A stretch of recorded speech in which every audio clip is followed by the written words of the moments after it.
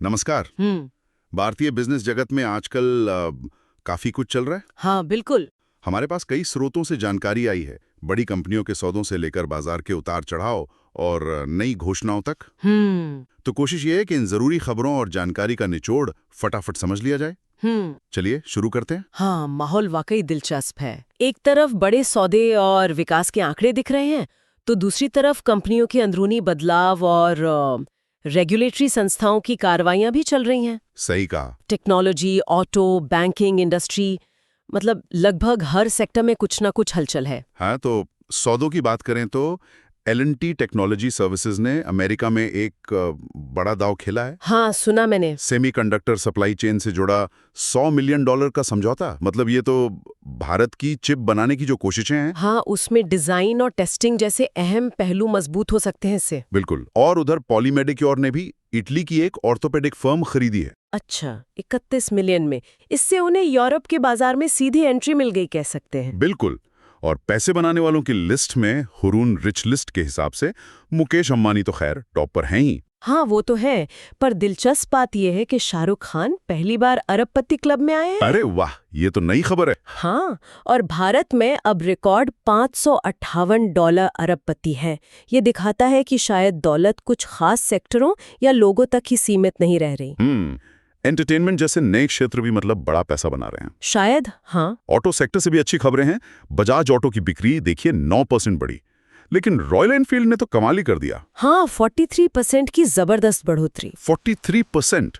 महिंद्रा की कुल बिक्री 16% बढ़ी, खासकर उनका वो ट्रैक्टर सेगमेंट, उसमें 49% का उछाल। 49% बहुत ज्यादा है। हाँ, VST टिलर्स के पावर टिलर भी खूब बिके। हालांकि अतुल ऑटो की घरेलू बिक्री थोड़ी गिरी है। ये आंकड़े खासकर बाइक्स और ट्रैक्टरों में क्या किसी खास ट्रेंड की तरफ इशारा कर रहे हैं, जैसे शायद मजबूत होती क्रय शक्ति या ग्रामीण अर्थव्यवस्था पर फोकस? हो सकता है, बिल्कुल हो सकता है। और इसी तरह की रफ्तार आप देखिए बैंकिंग और फाइनेंस में भी दिख रही है। अच्छा। करूर वैश्य बैंक का बिजनेस 15% से ज्यादा बढ़ा। हडको ने दूसरी तिमाही में 92,000 करोड़ से ज्यादा के लोन मंजूर किए। बाप रे, ये तो इंफ्रास्ट्रक्चर पर जोर दिखाता है। साफ तौर पे।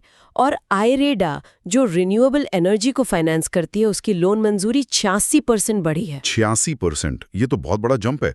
ग्रीन एनर्जी की तरफ बढ़ते कदमों का साफ संकेत है ये। बिल्कुल बिल्कुल। तो ये तो हुई तरक्की की बात। अच्छा, लेकिन कंपनियां अंदरूनी तौर पर भी काफी बदल रही हैं, है ना? हाँ, ये भी एक अहम पहलू है। जैसे टाटा मोटर्स अपने कमर्शियल व्हीकल यानी ट्रक बस वाले बिजनेस को अलग कर रही है, डीमर्जर जिसे कहते हैं। हाँ, डीमर्जर ये अक्सर लॉन्ग टर्म स्ट्रैटेजी का हिस्सा होता है, ताकि हर बिजनेस पर अलग से फोकस किया जा सके। वैल्यू अनलॉकिंग की कोशिश होती है। इससे मौजूदा शेयर होल्डर्स को भी फायदा हो सकता है लॉन्ग रन में। उम्मीद तो यही रहती है। इसी तरह वेदांता ने भी अपने अलग अलग बिजनेस को अलग करने की डेडलाइन बढ़ा दी है। एल्यूमिनियम, जिंक, ऑयल वगैरह। अच्छा। और सरकारी कंपनी NTPC ने अपनी कोयला खदानें अपनी एक सब्सिडियरी को दे दी हैं। ये सब बड़े रणनीतिक फेरबदल हैं असल में। और इन बदलावों के साथ लीडरशिप में भी हलचल है। भारत पेट्रोलियम BPCL में नए CMD की तलाश चल रही है। हाँ, वो पोजीशन खाली है अभी। अडानी टोटल गैस के CFO ने इस्तीफा दे दिया है। वहीं अरविंद फैशन को अमीषा जैन के रूप में नई MD और CEO मिली हैं। बिल्कुल। और स्ट्रेटेजिक पार्टनरशिप भी बन रही हैं, जैसे भारत का अपना वो advanced medium combat aircraft AMCA project. हाँ, 5वीं पीढ़ी का लड़ाकू विमान। बिल्कुल। उसके लिए हेल, L&T, टाटा जैसी 6 बड़ी कंपनियां दौड़ में हैं। करीब 15,000 करोड़ का प्रोजेक्ट है ये। काफी बड़ा है। हाँ, और गुडलक इंडिया को भी डिफेंस प्रोडक्शन का लाइसेंस मिला है, और वो भी AMCA के लिए गठजोड़ कर रही है।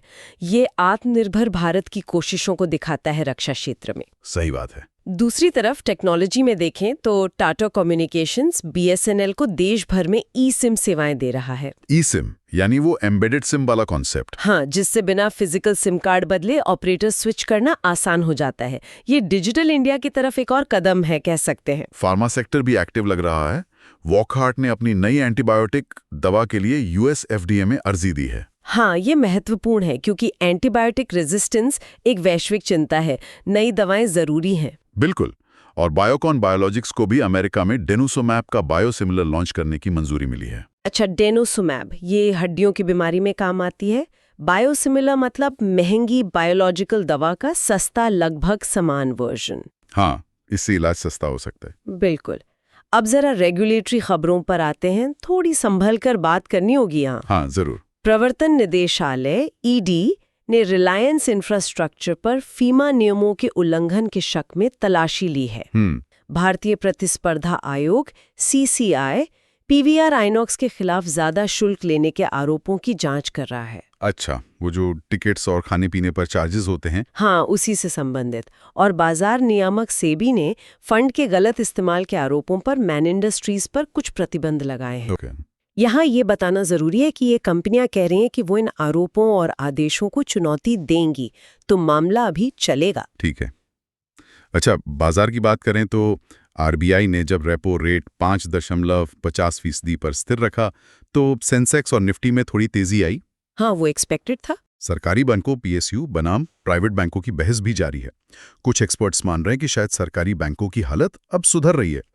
ये डिबेट तो हमेशा चलती रहती है। उधर सन टीवी के शेयर उछले, शायद उनकी आईपीएल टीम की वैल्यू बढ़ने की उम्मीद में। हो सकता है, आईपीएल टीमों का वैल्यूएशन काफी बढ़ रहा है। और एक रोचक बात, एआई स्टार्टअप है परप्लेक्सिटी, उसके लिए भारत सबसे बड़ा बाजार बन गया है। अरे वाह, ये दिखाता है कि भारतीय यूजर्स नई तकनीक को कितनी तेजी से अपना रहे हैं। बिल्कुल।